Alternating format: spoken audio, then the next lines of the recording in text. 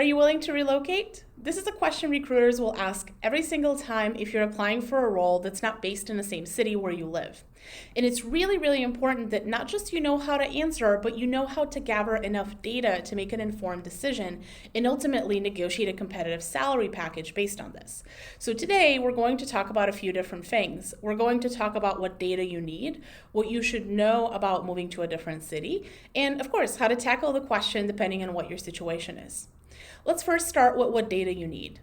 Every role is typically tied to a location at bigger tech companies.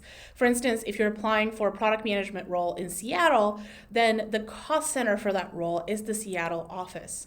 Most big tech companies will pay differently depending on the city or the metro where the role is based. So a product manager in Seattle and a product manager in New York, even if they're the same level, their salary bands may actually differ, sometimes slightly. Other times it might be a significant change depending on the cost of living in these two places. So even if you choose not to move and they still give you the role, that means that your salary may not be as competitive if you're cost-based in a lower cost of living city. So always keep that in mind and always ask the recruiter if the role is tied to a cost center or not. Number two, it costs a lot of money to move. And you don't need me telling you this, but I want to unpack this a little bit so you know what to consider. Moving is really life-changing because sometimes you're moving yourself, so you might just move your stuff. But for other situations, you might have a mortgage, you might have a rent that you have to figure out your lease on. You might even be moving your family. You might be changing your kid's school. It might be that your spouse needs to leave her job to move with you. And so these things really add up. It's not just the plane ticket to come from one city to another. And so understanding what is your moving price and what are your expenses is really important as you enter not just the negotiation, but honestly the interview process, because this question will come very early for you if you are considering a big move.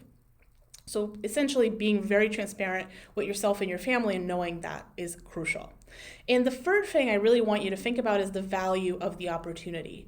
Of course, every job has value, but is this job career changing for you? Is this company resume building for you? What is the scope of the role? And is there anything about this role that would really sweeten the deal for you to move? Because believe it or not, it's not just cash that's negotiable. Scope can be negotiable as well, especially if you have a strong resume and you perform really, really well in the interview. So knowing what value of the opportunity you would be open to relocate for and knowing how to leverage that in your interview is very important.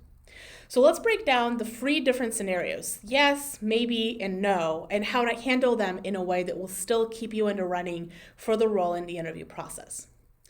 Starting with yes, it is the simplest situation that you absolutely want to move and the company wants you to move and it sounds amazing.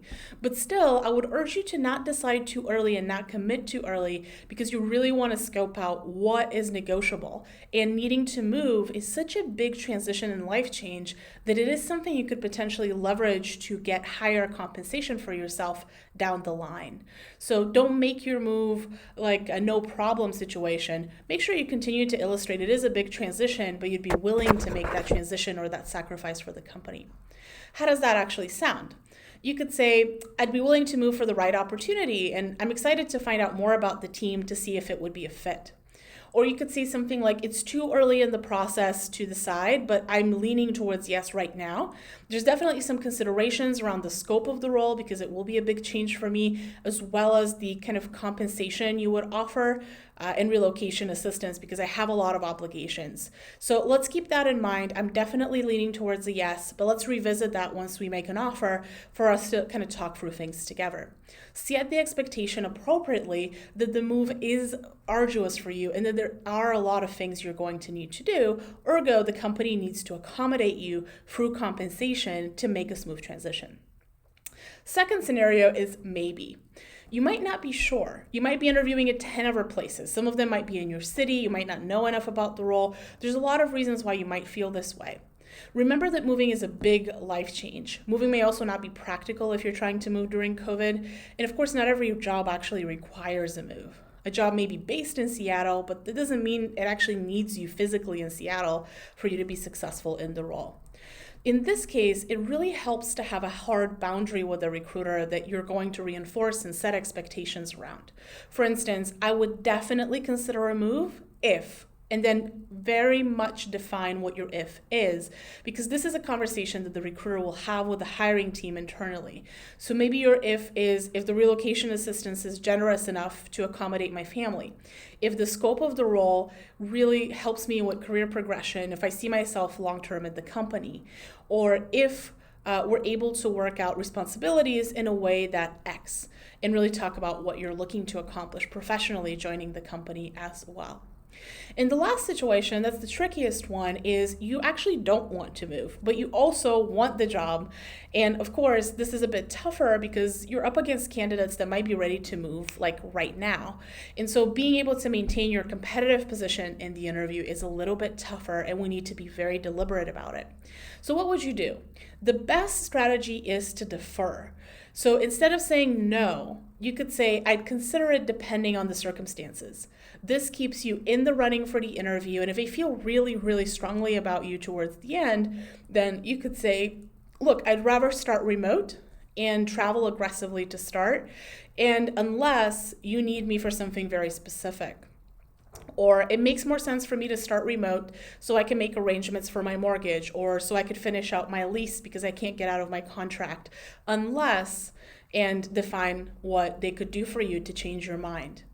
This situation is helpful, and it sets up a good precedent towards your negotiation, because if you need to get yourself bought out from a lease, well, it could be that the company is able to give you a sign-on bonus to do that and increase what your relocation assistance is.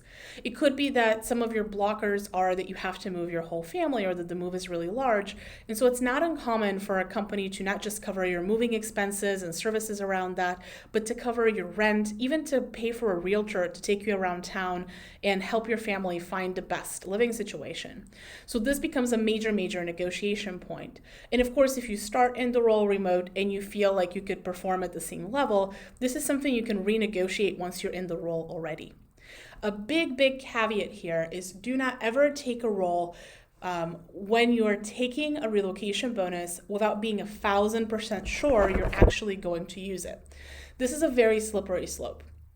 At tech companies, relocation bonuses happen in one of two ways.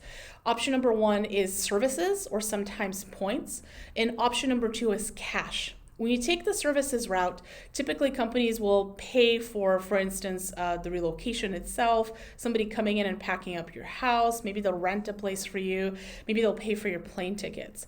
And here, if you change your mind later, it's okay because they haven't prepaid for any of those things, and so you don't need to repay anything back. However, in the second scenario, the company actually gives you cash. And here's where things can get a little bit slippery. I'm going to put a link at the bottom of this video explaining this in detail and really talking about taxation, because this is something you should really know. But at a surface level, let's say the company gives you $20,000 to move from city A to city B. Let's say you don't end up doing that. Unfortunately, you still owe that money back because you didn't use it, and you owe it pre-tax. So if the company gave you $20,000, you have to pay back $20,000. Even if IRS came in and took $5,000 cut for taxes, which they will, relocation is taxable as bonus compensation. And so it puts you in a bit of a precarious position where you need to, at the end of the year, figure your situation out with the IRS. It's not ideal, and it certainly doesn't set you up for a good political situation starting out at the company. So as much as possible, if you do not want to move, your best strategy is to defer and to set conditions that you are comfortable with, like starting remotely, working remotely for the end of the year, and not taking any cash compensation that could be clawed back later. I hope this video was helpful to give you some food for thought on how to handle the "Are you willing to relocate?" question. And watch and subscribe for other videos and tips on how you can handle your interview process.